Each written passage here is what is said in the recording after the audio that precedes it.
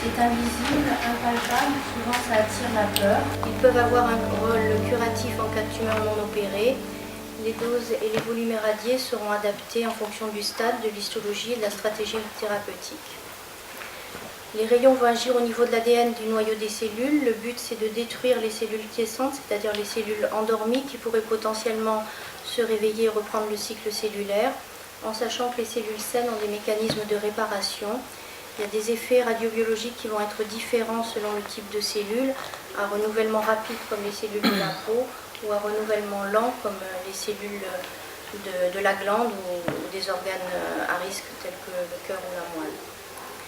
Les traitements sont fractionnés et étalés pour obtenir justement un meilleur différentiel entre la réparation des cellules saines et la destruction des cellules pathologiques, pour obtenir un meilleur différentiel sur le plan esthétique entre les réactions aiguës et les réactions tardives des tissus sains, et pour la prévention des organes à risque. Les traitements sont personnalisés grâce aux techniques de dosimétrie moderne. Alors la dosimétrie actuellement se fait en 3 dimensions sur scanner, ce qui permet l'établissement de courbes histogrammes dose-volume qui vont nous permettre de contrôler la dose aux organes à risque, dose maximale, minimale autorisée, pourcentage de dose reçue et surtout la dose au volume cible. Donc voilà un scanner de dosimétrie. On utilise bien sûr les mêmes accessoires qui vont être ensuite ceux utilisés pour la séance de radiothérapie. On obtient donc des courbes scanners fines sur lesquelles donc, le médecin va pouvoir contourer les volumes à traiter, c'est-à-dire par exemple la glande mammaire, le lit tumoral et les aires ganglionnaires, et surtout également contourer les organes à risque, donc comme le cœur, le poumon et la moelle. Ensuite, la dose va être calculée et étudiée pour avoir une meilleure répartition dans l'ensemble du volume à traiter. Donc en violet, qui est l'isodose de couverture, qui est homogène sur le volume à traiter dans les 3 dimensions, avec une prévention maximale au niveau du cœur, par exemple ici. Donc voici les courbes histogrammes de volume.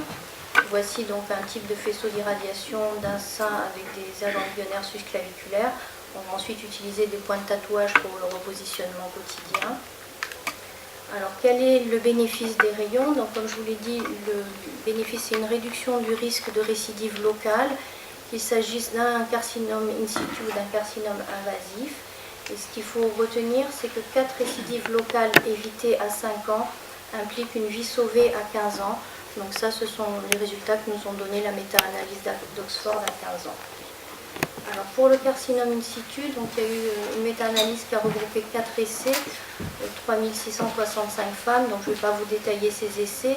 Donc les conclusions, c'est que la réduction du risque de récidive locale est de 60%, et cette récidive peut se faire soit sous forme in situ ou invasive, la réduction du risque étant équivalente pour les 2 formes. Les groupes qui en tirent le meilleur bénéfice, ce sont les formes de haut grade avec berges non saines, mais la méta-analyse n'a pas permis d'identifier de sous-groupes qui ne bénéficieraient pas de la radiothérapie. Par contre, elle a montré qu'il n'y a pas de toxicité spécifique complémentaire dans le groupe radiothérapie et notamment pas plus de cancer controlatéral. Pour les cancers invasifs, donc ce sont les résultats de la méta-analyse d'Oxford à 15 ans, donc qui a montré que l'importance de la réduction du taux de récidive locale avait un impact sur la survie spécifique et globale. Donc il faut que cette récidive puisse être supérieure à 10%. Donc si on regarde les traitements conservateurs suivis de radiothérapie, donc pour traitement conservateur c'est tumorectomie, curage suivi de radiothérapie. Toutes femmes confondues, la réduction du risque de récidive locale est de 18,6% à 5 ans, avec un gain en survie spécifique de 5,4% à 15 ans. Ce bénéfice est plus important en cas d'envahissement ganglionnaire, avec une réduction du taux de récidive locale de 30% à 5 ans et un gain en survie spécifique de 7% à 15 ans. Un risque moins important sans envahissement ganglionnaire, mais qui est quand même non négligeable, avec une réduction du taux de récidive locale de 16% à 5 ans. Si on regarde la radiothérapie après mammectomie, donc les indications restent en cas d'envahissement ganglionnaire important ou en cas de grosses tumeurs et de multifocalité.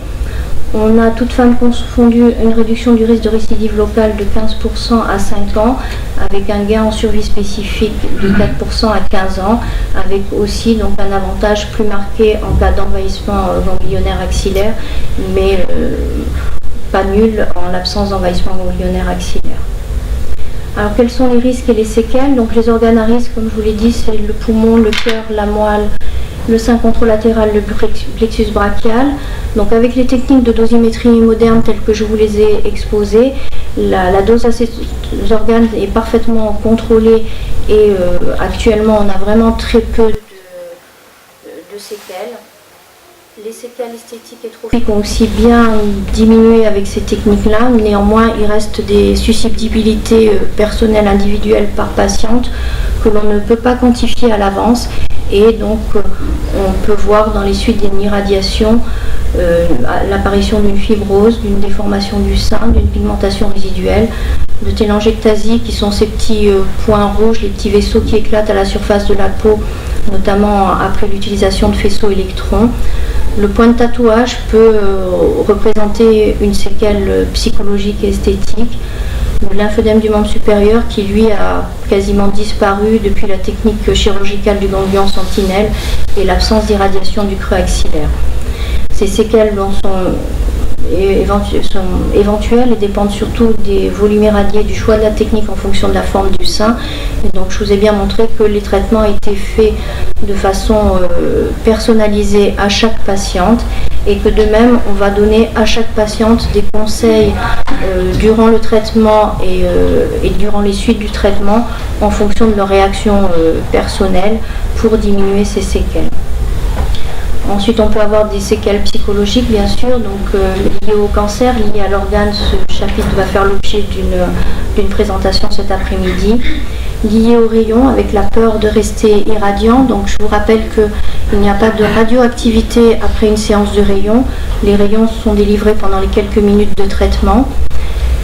Et donc je souligne l'intérêt des consultations d'annonce pré-thérapeutiques et du suivi psychologique après la fin des traitements pour justement dépister les craintes qui pourraient persister ou apparaître après la fin des traitements. Alors quelles sont les nouvelles modalités? Donc les nouvelles modalités, leur but c'est d'avoir un bénéfice thérapeutique équivalent en diminuant le risque et les séquelles. Pour le sein, c'est essentiellement la radiothérapie partielle du sein, mais ces nouvelles techniques ne s'adressent qu'à des formes dites à bas risque de récidive. Donc les critères généraux sont femmes âgées, lésions de moins de 2 cm, de bas grade, sans atteinte ganglionnaire axillaire et avec des récepteurs hormonaux fortement positifs. Je vais vous exposer trois types de techniques. L'essai-chair français qui est un essai en cours de radiothérapie externe auquel nous participons, la radiothérapie péropératoire avec l'essai européen Target et la curithérapie qui peut être pér ou post-opératoire. Alors les avantages de ces nouvelles modalités, c'est de diminuer le volume traité et donc la durée des traitements. En général, on délivre des plus fortes doses par fraction et moins de fractions. Les inconvénients, c'est qu'en France, elles ne peuvent se pratiquer que dans le cadre d'essais thérapeutiques, car l'équivalence est en cours d'évaluation, autant au niveau du bénéfice que des risques d'effets secondaires.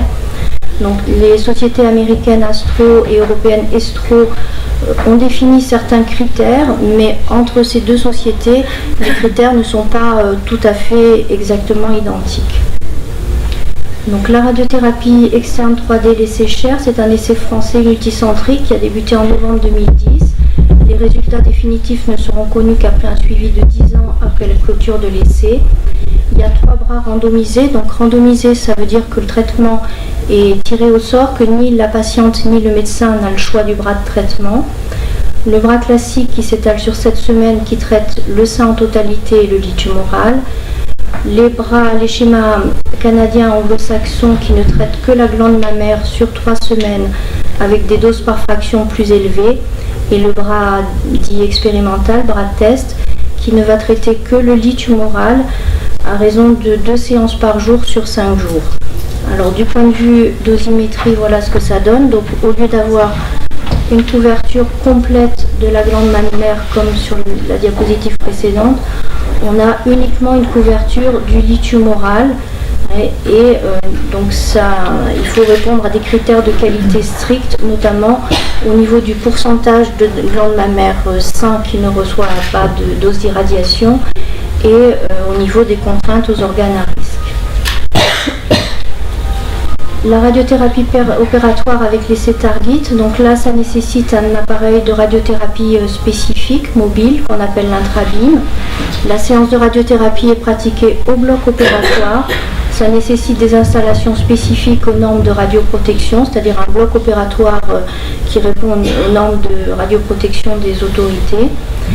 Il y a un allongement du temps opératoire qui est environ de 30 minutes, qui est le temps d'une séance faite de cette façon. Les inconvénients, c'est que les critères histologiques définitifs ne sont pas connus au moment de la séance d'irradiation et donc parfois il va falloir ensuite une radiothérapie externe secondaire. Alors voilà comment se présente l'appareil de radiothérapie qui est un appareil mobile. À l'extrémité, donc on va mettre une sphère qui sera adaptée à la cavité opératoire. Ensuite, on habille l'appareil en stérile, on introduit la sphère dans la cavité opératoire, on délivre la séance, on enlève le dispositif et le chirurgien donc termine son intervention. Donc si les critères sont bons, il n'y a pas de problème là. Le traitement a été fait au cours de l'opération et la patiente n'aura pas d'autres traitements. Par contre, s'il s'avère que les berges ne sont pas saines ou que la lésion était plus étendue que prévu ou qu'il y a des emboles, il faudra quand même faire derrière une radiothérapie externe. La curithérapie post-opératoire, donc là c'est la technique qui se pratique à Nice.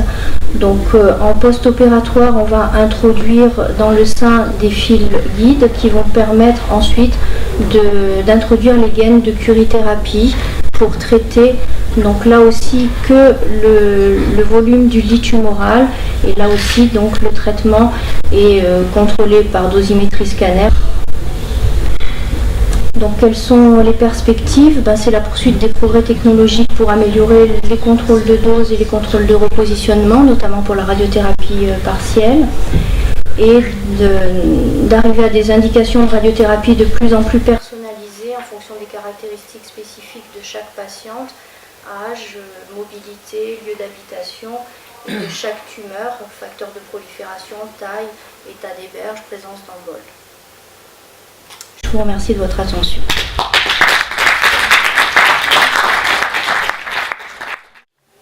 Je voulais te poser une question, Nathalie, par rapport à la surveillance en tant que gynécologue, donc de ces femmes qui ont eu de la radiothérapie.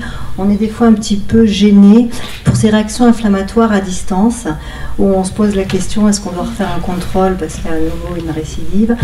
Quel est le cut-off, jusqu'à quand on peut avoir une réaction à distance de la radiothérapie ? C'est-à-dire le sein qui devient rouge, chaud, alors que le traitement est fini depuis 3-4 mois. Oui. Est-ce qu'il y a une date ou au-delà de là, on va dire, il y a peut-être un petit souci ? Moi je dirais que c'est très individuel. Des fois il y a des dames qui 3 ans après vont faire une réaction inflammatoire alors qu'elles n'ont pas faite en post-radiothérapie immédiat. Je crois que c'est surtout la clinique, l'interrogatoire de la patiente pour voir ce qui a pu déclencher l'épisode inflammatoire et puis le traitement d'épreuve. Si après 10 jours de traitement d'épreuve le sein reste inflammatoire, je pense qu'il faut à ce moment-là demander au moins une échographie de contrôle et compléter après. D'accord. Merci. D'abord, je voudrais vous féliciter pour votre exposé qui était parfaitement clair, net et précis. Et j'ai 2 petites questions et une recommandation. Première question, est-ce que vous préconisez l'utilisation de l'huile essentielle de Néroli pour la protection de la peau contre les brûlures radiothérapiques ? Deuxièmement, est-ce qu'à l'heure actuelle on connaît l'incidence du lymphœdème après l'exérèse du ganglion sentinelle et radiothérapie ? Et troisièmement, comme je suis moi-même kinésithérapeute, je ne peux vraiment que insister pour qu'on fasse une prise en charge kinésithérapique et ostéopathique de la patiente dès l'ablation des fils, ce qui permet d'éviter dans pratiquement à 100% l'apparition de lymphœdème, les problèmes d'épaule gelée et de douleurs résiduelles. Donc, pour votre première remarque, donc, je n'ai pas détaillé effectivement toutes les consignes qu'on donne aux patientes en cours de radiothérapie et en prévention de la radiothérapie pour éviter donc les rougeurs immédiates. Bon, il y a différentes crèmes. L'huile essentielle de Niaouli en est une. Il n'y a pas de souci là-dessus. Pour l'incidence du lymphœdème après ganglion sentinelle, honnêtement, dans la pratique quotidienne, on en voit vraiment quasiment plus. Après, c'est sûr que la kinésithérapie est très importante, comme toutes les thérapeutiques qui vont autour des thérapies qui sont théoriquement faites contre la récidive leucorégionale. Tout ce qui est prise en charge autre a une importance majeure, et pour la patiente sur le plan psychologique et pour le bien-être et l'évolution favorable. Souvent, la radiothérapie est l'élément qui contre-indique une reconstruction mammaire immédiate dans le cas d'une mastectomie. Est-ce qu'avec les nouvelles avancées technologiques, ça reste vraiment un élément qui on doit proposer à la patiente justement une reconstruction différée, ou alors, si elle le désire, une reconstruction immédiate par mise en place de prothèses, en sachant qu'elle aura la radiothérapie après? En général, si on sait qu'il va y avoir une radiothérapie, on évite la reconstruction immédiate. Pourquoi ? Parce que la délivrance de la radiothérapie déjà va être moins homogène, puisque bon, la consistance de la prothèse, c'est quand même pas une consistance tissulaire, donc la distribution des rayons seront moins... C'est plus difficile d'irradier un sein reconstruit qu'une paroi non reconstruite. Après, moi je dirais que ça dépend aussi de la psychologie de la patiente. Si la reconstruction immédiate est vraiment importante sur le plan psychologique pour qu'elle arrive à accepter la maladie et tous les traitements qui vont derrière, c'est pas une contre-indication formelle. Je pense qu'il y a un discours qu'il faut avoir avec la patiente avant l'opération et voir ce qui est le plus important. Oui, donc peut-être la nécessité aussi d'avoir des consultations de radiothérapie anticipées. Peut-être, oui. Pour pouvoir discuter justement de ce choix chirurgical. Tout à fait. Ouais. D'accord, merci.